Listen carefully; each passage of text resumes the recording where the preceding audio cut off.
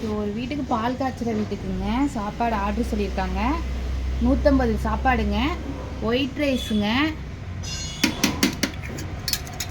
சாம்பாருங்க, புளிக்குழம்பு, ரசம்,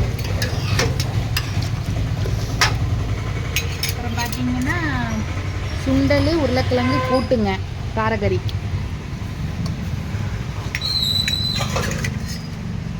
முட்டைக்கோஸ் பொரியலுங்க, மோருங்க,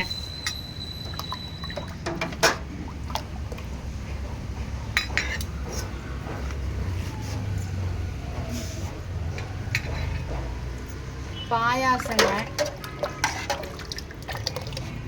பால் பாயாசங்க, அப்பளம், வடைங்க. இன்னைக்கு ஸ்பெஷல் எல்லாம் இவ்வளோதாங்க.